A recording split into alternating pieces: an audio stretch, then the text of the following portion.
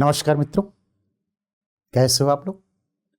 Uttarakhand PCS प्रारंभिक परीक्षा के इतिहास विषय से पूछे गए प्रश्नों की श्रृंखला में हम लोग दूसरे पार्ट को देखते हैं 2016 के।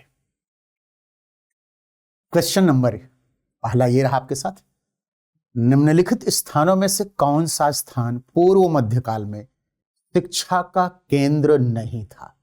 देखो, ज्यादातर प्रश्नों में नहीं था पूछ रहा है, नहीं था पूछ रहा है। इसका मतलब यह है बच्चों कि वो आपके नॉलेज को चेक करना है, नॉलेज को चेक कर रहा है।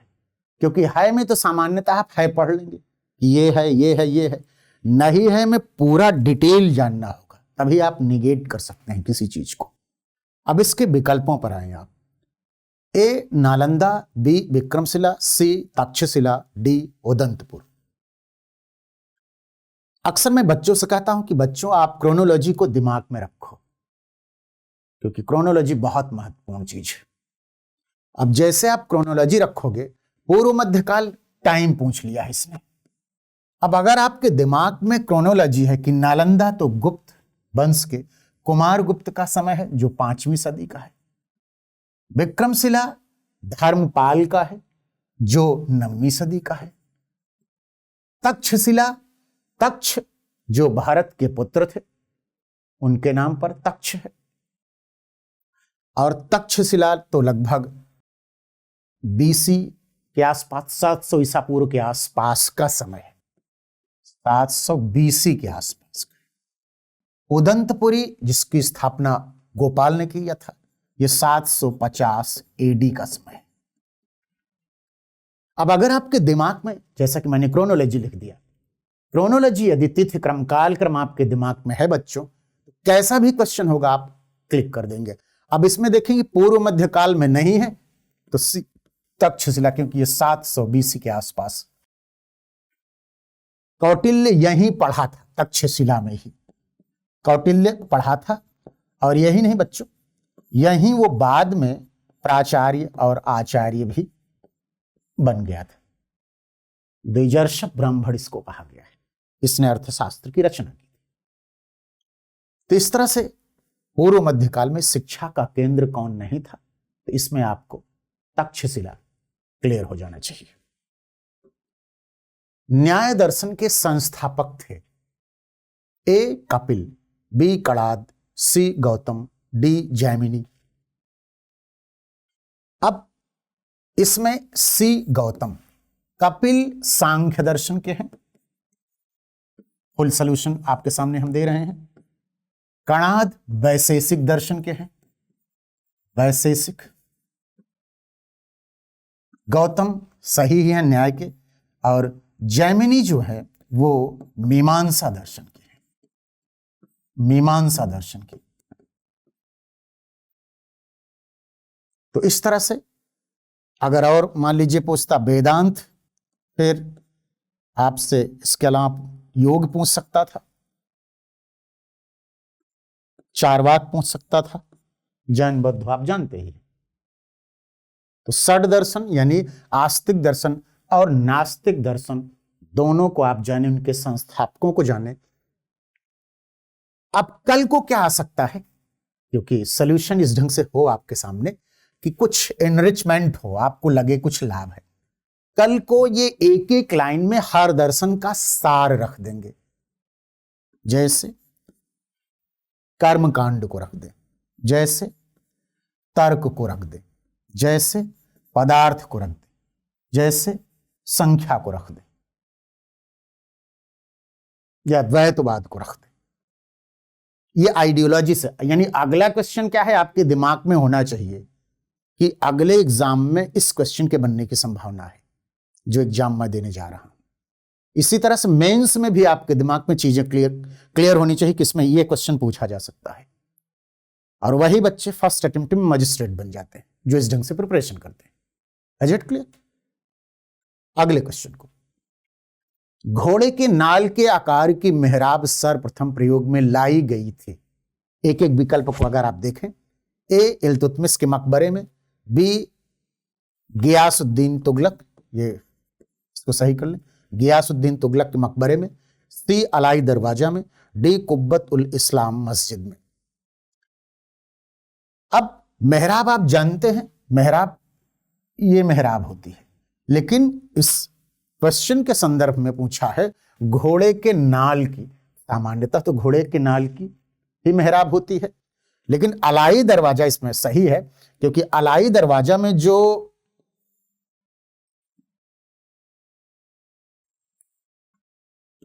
मेहराब बनी है वो ऐसे बनी है।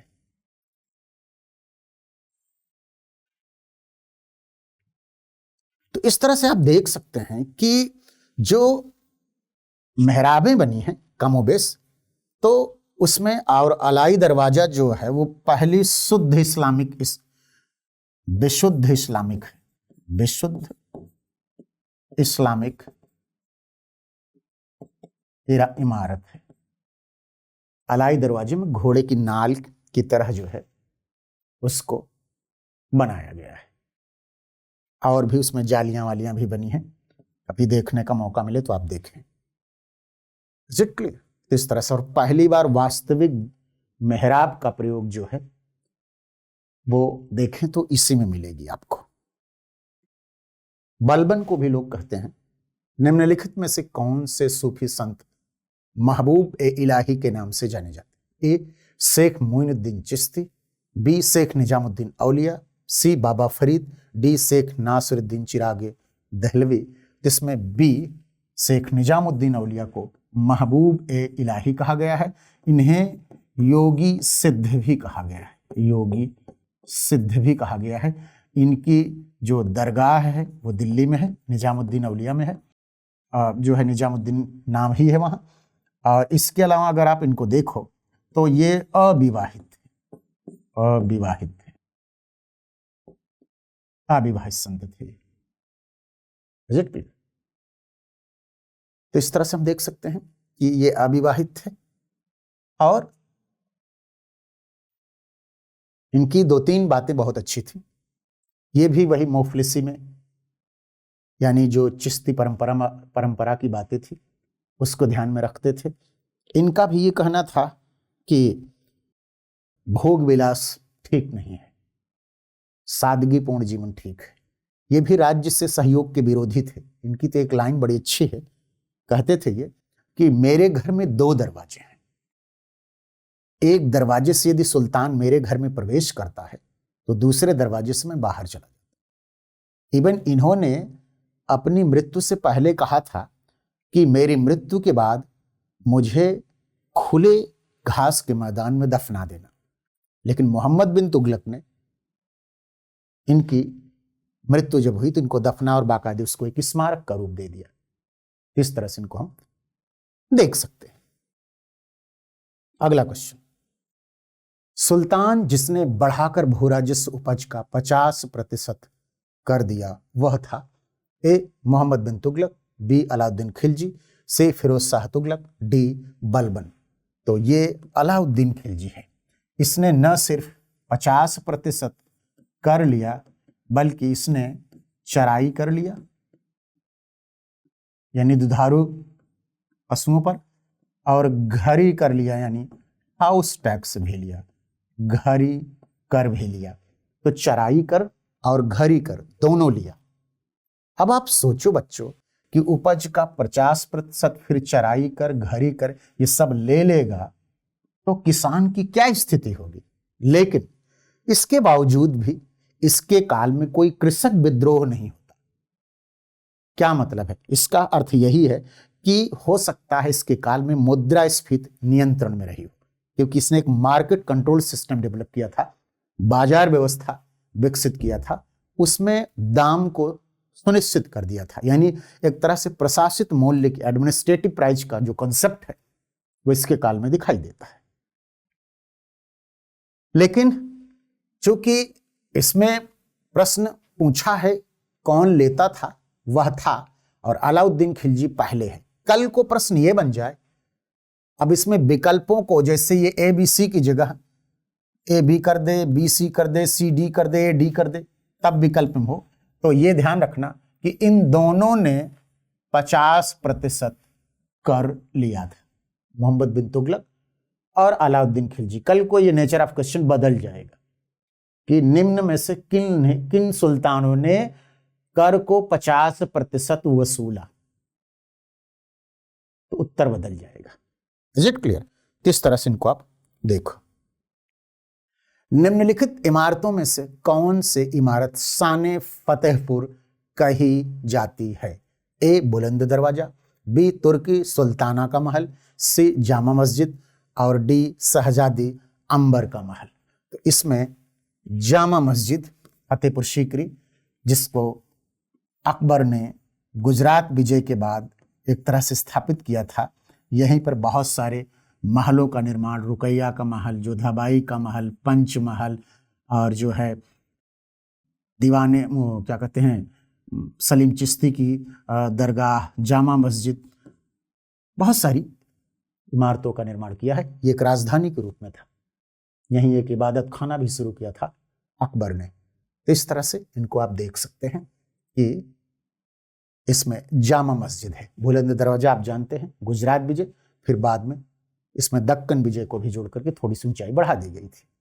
तुर्की सुल्ताना का महल है और शहजादी अंबर का महल, यानी जोधाबाई के महल को हम शहजादी अंबर का महल भी कहते हैं। अगला क्वेश्चन, तबकात अकबरी किसने लिखी थी? ए अबुल फजल, बी अब्दुल कादिर बदायूनी, सी अब्बास खान सारवानी और डी निजामुद्दीन अहमद। तो ये अकबर के काल की है। निजामुद्दीन अहमद ने तबकात अकबरी लिखी थी। अबुल फजल ने आईने अकबरी लिखी थी। आईने अकबरी, बेसिकली आईने अकबरी जो है वो अकबरनामा का तीसरा भाग है। आईने अकबरी में 5 भाग हैं और 5वें भाग में जो है अबुल फजल की धार्मिक और आत्मकथा से संबंधित बातें मिलता है। अब्दुल कादिर बदायूनी ने मुंतखब उल तवारीख लिखी थी, जिसमें उन्होंने अकबर का आलोचनात्मक विवरण दिया है। इसके अलावा अब्बास खां सारवानी ने तारीख शेर शाही लिखी थी, इसमें शेर शाह सूरी के बारे में विवरण मिलता है। और निजामुद्दीन अहमद जो है तबकाते अकबरी लिखी थी। तो इस तरह से इनको हम देख सकते हैं। अगला क्वेश्चन, किस सिख गुरु के द्वारा सिखों का खालसा में रूपांतरण किया गया था? ए गुरु तेग बहादुर, बी गुरु अर्जुन, सी गुरु गोबिंद सिंह और डी गुरु नानक सिंह। तो इसमें सी गुरु गोबिंद सिंह खालसा की स्थापना 1699 में गुरु गोबिंद सिंह ने किया था। और इसके बाद इन्होंने सभी सिखों को कहा कि 5 चीजें आपके लिए अति आवश्यक हैं। उनमें एक केस, दूसरा कड़ा, तीसरा कटार, चौथा कच्छा और 5वां जो है, 5 चीजों में अगर आप देखो तो केस, कड़ा, कच्छा, कटार, केस, ठीक। तो इस तरह से 5 चीजों को अगर आप देखो तो सिखों के लिए उन्होंने अनिवार्य कर दिया था कि आप अपने बाल नहीं कटवाओगे, कच्छा पहनोगे, कटार रखोगे। और कटार वगैरह रखने का उद्देश्य ये था कि एक तरह से आप अपनी सुरक्षा भी कर सकते हो। इसको रखने का पीछे कारण है कि उस समय औरंगजेब का समय था। औरंगजेब जो है बहुत फंडामेंटलिस्ट या कट्टरपंथी शासक था, तो इसलिए भी कड़ा, केस, कटार, कच्छा ये सब का विधान उन्हें कर दिया था। Is it clear? और यहीं से खालसा पंथ जो है वो एक तरह से सिखों की शक्ति को राजनीतिक रूप में, सैनिक शक्ति के रूप में रूपांतरित करने के लिए काम करने लगा। बाद में कपूर सिंह ने दल खालसा का गठन किया। धीरे धीरे करके विभिन्न मिसलों में छोटे छोटे राज्यों का आविर्भाव हुआ सिखों के बीच, और फिर इनमें 12 मिसलें आईं।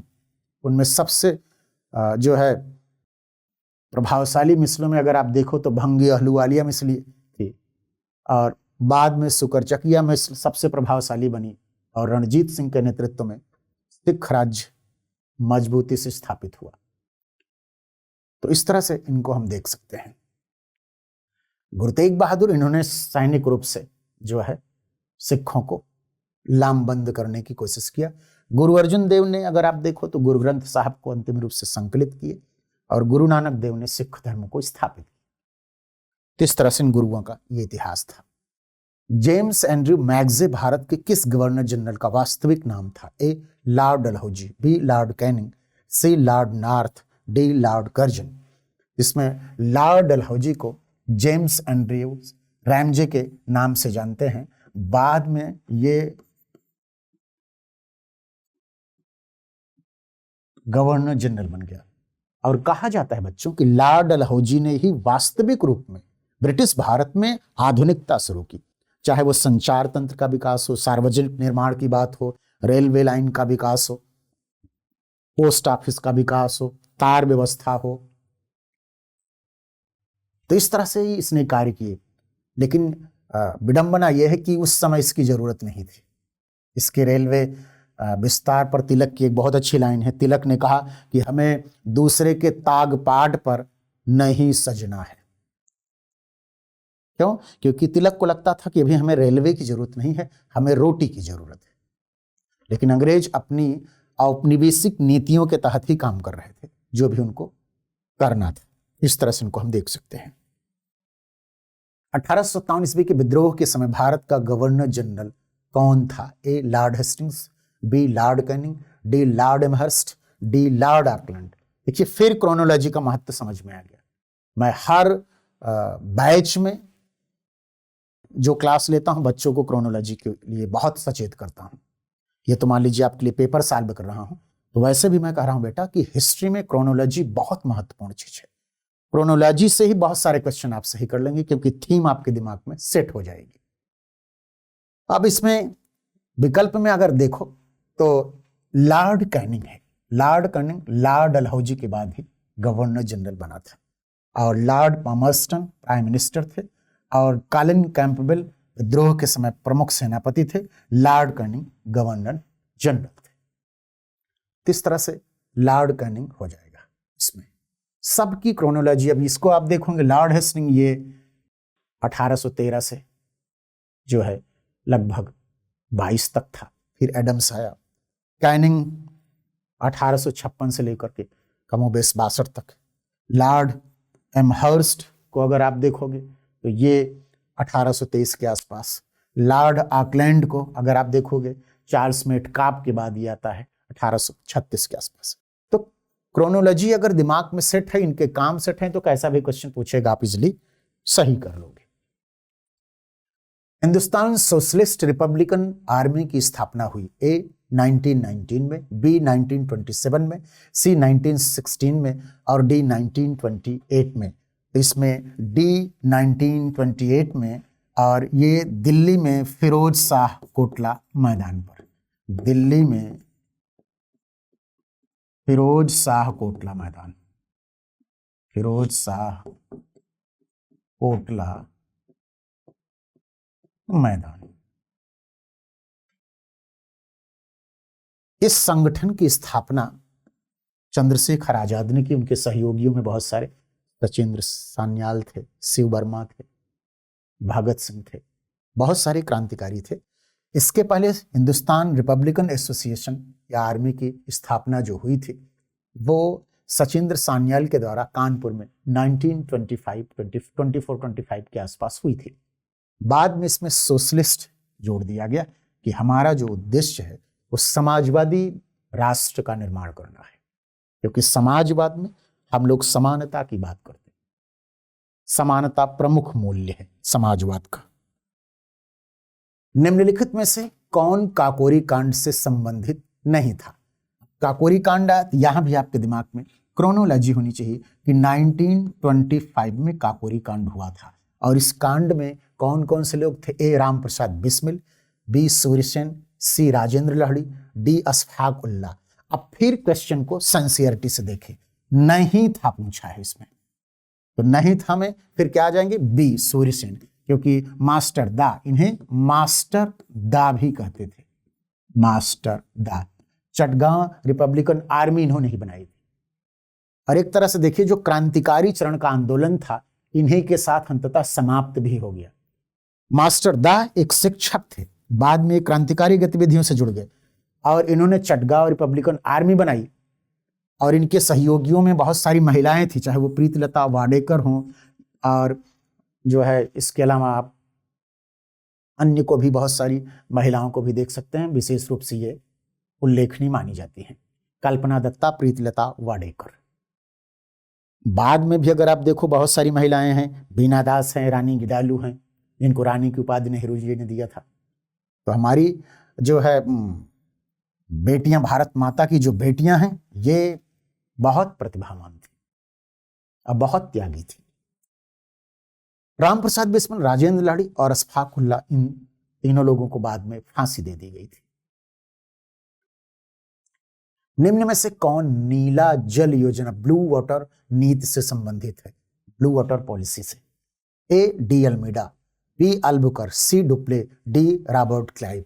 तो डी अल्मीडा ये पुर्तगाली प्रथम वायसराय था, प्रथम वायसराय था, और इसने 1509 में तुर्की, मिस्र और गुजरात की संयुक्त सेना को परास्त किया था। पहले हार गया था, लेकिन बाद में इसने हराया। हराने के बाद एक तरह से समुद्र में इनकी शक्ति सबसे शक्तिशाली हो गई, और इसके बाद इन्होंने ब्लू वाटर पॉलिसी, शांत समुद्र की नीति शुरू की। इसमें बाद में कार्टेज सिस्टम भी जुड़ता चला गया कि आपको यदि समुद्र से, समुद्री मार्ग से व्यापार वाणिज्य करना है तो परमिट लेना पड़ेगा, इसके लिए शुल्क चुकाना पड़ेगा, और पूरा समुद्र पर एक तरह से नियंत्रण कर लिया इन्होंने। भारतीय संदर्भ में देखो तो इससे सबसे ज्यादा नुकसान अरबों को हुआ था। इवन ये भी माना जाता है कि अकबर स्वयं जो है परमिट लिया था, ये अलग बात है कि निःशुल्क लिया था। इस तरह से इनको हम देखते हैं कि कैसे जो है डी अल्मीडा ने ब्लू वाटर पॉलिसी को शुरू करके पुर्तगाली व्यापार वाणिज्य को मजबूती प्रदान की। लेकिन अल्बुकर्क को ही पुर्तगाली साम्राज्य का वास्तविक संस्थापक माना जाता है। उस फ्रांसीसी सेनापति का नाम बताइए जो 1760 के वांडीवास युद्ध में पराजित हुआ था। ए काउंट लाली, डी फ्रांसिस मार्टिन, सी डुप्ले। उपर्युक्त में से कोई नहीं तो काउंट लाली था। ये जो है, जब डुप्ले को हटाया गया 1754 में, फिर गोडेहू आया, लेकिन लास्ट में काउंट लाली को पूरे फ्रांसीसी जो साम्राज्य था, या आप कहीं कंपनियों का कारोबार था, उसका प्रमुख बनाया गया, और काउंट लाली ने ही वांडीवास के युद्ध में नेतृत्व किया था, जिसमें अंग्रेज विजयी हुए, और इस युद्ध ने फ्रांसीसियों के भाग्य का अंत कर दिया, और अंत में ये एक व्यापारी की तरह ही भारत में रहे। जब 1954 में इनके सभी क्षेत्रों को, स्पेशली अगर आप देखो तो जो चंद्रनगर का क्षेत्र था, अन्य जो छोटे मोटे क्षेत्र थे, उनको भी ले लिया गया, भारत संघ में मिला लिया गया। ब्रिटिश संसद के किस अधिनियम ने भारत में व्यापार पर ईस्ट इंडिया कंपनी के एकाधिकार को समाप्त किया? A Regulating Act, B Pitt's India Act, C 1813 का चार्टर एक्ट, डी उपर्युक्त में से कोई नहीं। तो इसमें 1813 का जो चार्टर एक्ट है बच्चों, इसके तहत ईस्ट इंडिया कंपनी के व्यापारिक एकाधिकार को समाप्त कर दिया गया। अगला क्वेश्चन बन ये सकता है कि ईस्ट इंडिया कंपनी के व्यापारिक एकाधिकार को पूर्णतः कब समाप्त किया गया? पूर्णतः तब यहां 1833 का एक्ट हो गया। क्यों? क्योंकि खैर इसमें विकल्प में नहीं भी है, क्योंकि इसमें यह भी है कि 1813 के चार्टर एक्ट से व्यापारिक एकाधिकार तो समाप्त कर दिया गया, यानी ब्रिटेन की कोई भी कंपनी आकर व्यापार वाणिज्य कर सकती है, कोई रोक नहीं है। फ्री ट्रेड का कॉन्सेप्ट आ गया, मुक्त व्यापार की नीति शुरू हो गई। क्योंकि इंडस्ट्रियल रिवॉल्यूशन यानी औद्योगिक क्रांति ब्रिटेन में हो गई थी। औद्योगिक क्रांति के बाद तो भारत को एक बाजार के रूप में और कच्चे माल के स्रोत के रूप में उन्होंने विकसित करना शुरू किया था। अब 1813 के चार्टर एक्ट से व्यापारिक एकाधिकार तो समाप्त कर दिया, लेकिन चीन के साथ व्यापार और चीन और चाय के व्यापार पर कंपनी का नियंत्रण अभी भी, और जो पूर्णतः समाप्त हुआ 1833 के चार्टर एक्ट के। Is it clear?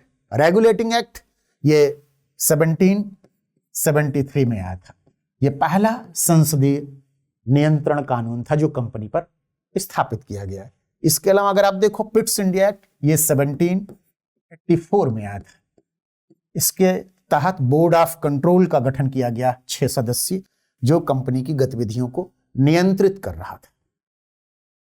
साथ ही अन्य परिवर्तन भी किए, जैसे जो गवर्नर जनरल की कार्यकारी परिषद थी उसमें 4 सदस्यों की जगह अब सदस्यों की संख्या 3 कर दी गई थी। अगला क्वेश्चन, दक्षिण भारत में सिंचाई व्यवस्था का अग्रदूत किसे माना जाता है? A sir Arthur Cotton, B colonel Baird Smith, C lieutenant Blane और D colonel Robert Smith. Sir Arthur Cotton को माना जाता है बच्चों। ये एक इंजीनियर थे और इन्होंने दक्षिण भारत में जो है सिंचाई व्यवस्था को दुरुस्त किया और बाद में तेलंगाना क्षेत्र में अगर आप देखो तो जो विशेष रूप से उल्लेखनीय माना जाता है दक्षिण भारत में, तो इनको विशेष सम्मान दिया गया।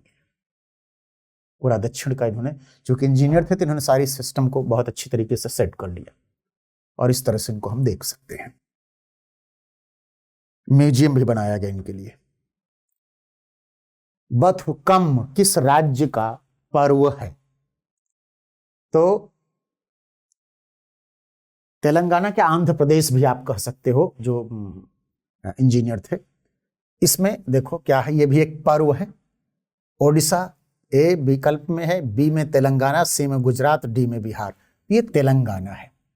बथुकम का मतलब होता है मां जिंदा है, मां जिंदा है या देवी मां जिंदा है, देवी मां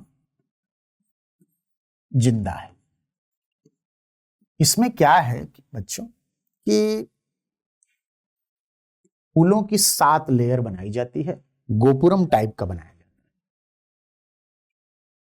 है और एक मंदिर का आकार दे दिया जाता है। एक प्रकार का ये आयोजन किया जाता है। इस तरह से इनको हम देख सकते हैं। मिलते हैं अगले वीडियो में।